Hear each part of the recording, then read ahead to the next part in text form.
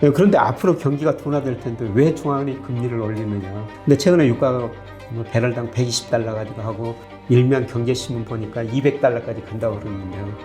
근데 저는 그거 보고 이를 좀 샀어요. 경제 성장이 떨어지고 물가가 오르는 이런 국면에서 같아요.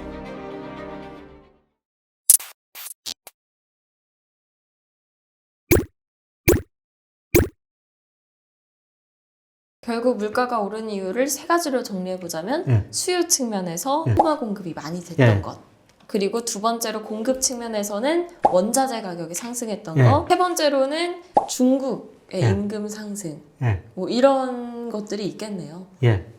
그래서 이제 가장 큰 이슈는 미국 소비자 물가가 3월에 8.5%까지 올랐는데 이게 고점이냐, 더 오를 것이냐, 4월에도 더 오를 것이냐. 그리고 연말에 가면은 물가 상승률이 낮아지기는 낮아질 것인데 얼마나 빨리 낮아지냐, 아니면은 계속 높은 수준을 유지하느냐. 3월이 고점이었을 것 같습니다. 4월도 8% 이상 나올 것 같은데 3, 4월 고점이었을 것 같아요. 근데 얼마나 빨리 떨어지느냐.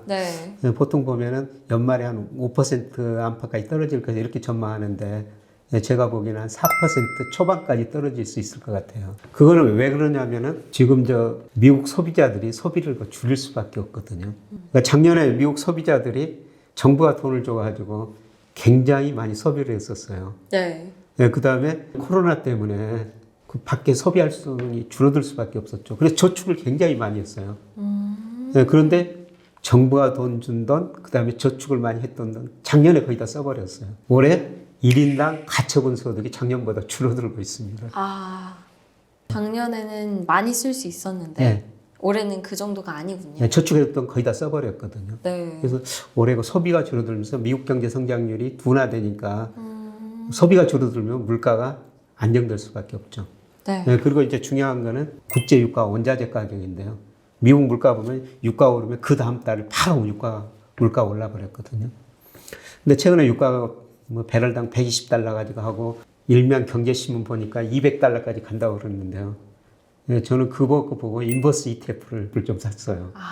저는 인버스 ETF를 잘 아는 사람인데 이 유가는 지나치게 세계 경제력에 의해서 가대평가된 거다. 그리고 저는 국제 유가를 전망할 때 우리 코스피를 보거든요.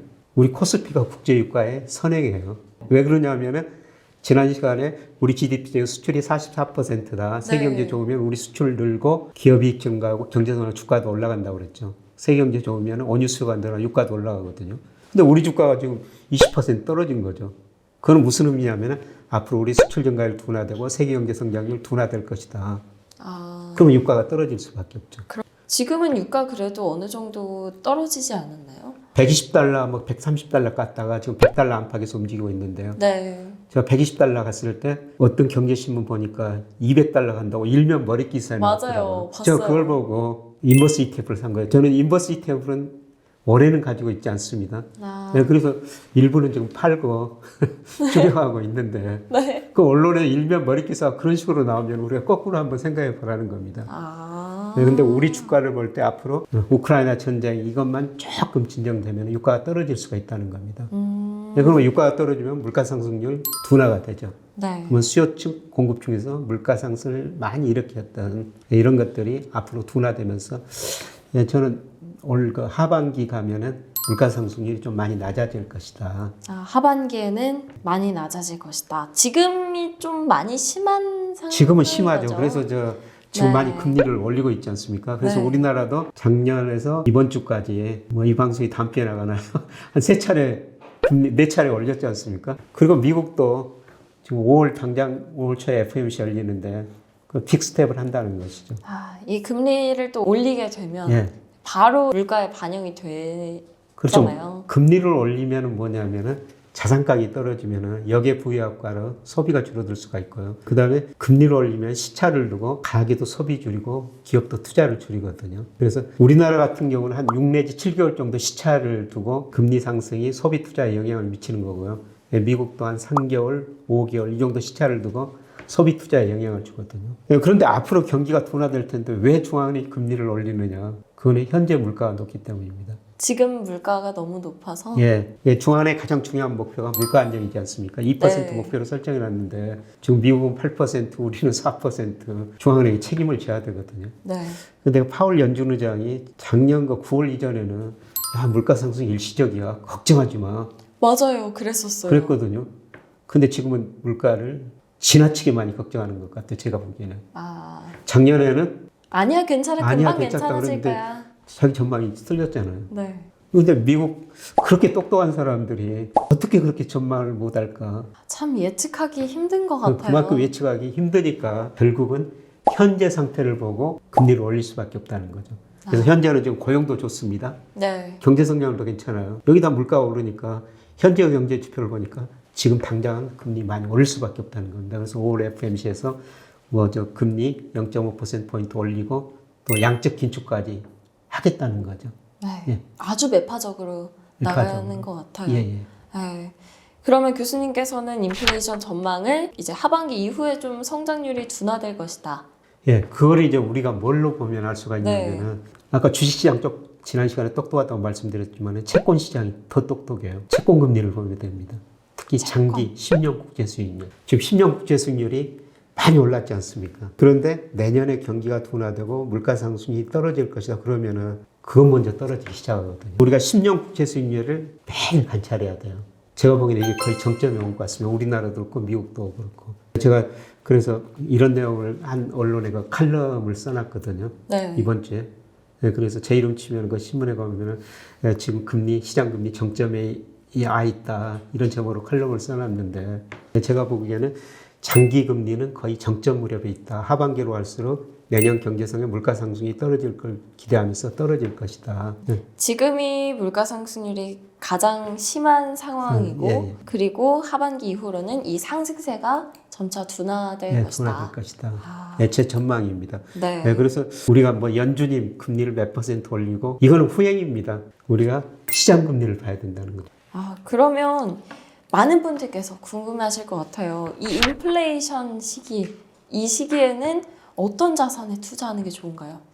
경제 성장이 떨어지고 물가가 오르는 이런 국면에서는 금 투자를 하셔야 돼요. 금이요? 네. 아, 목걸이 오늘 안 하고 왔는데 아주 조금 보유하고 있습니다.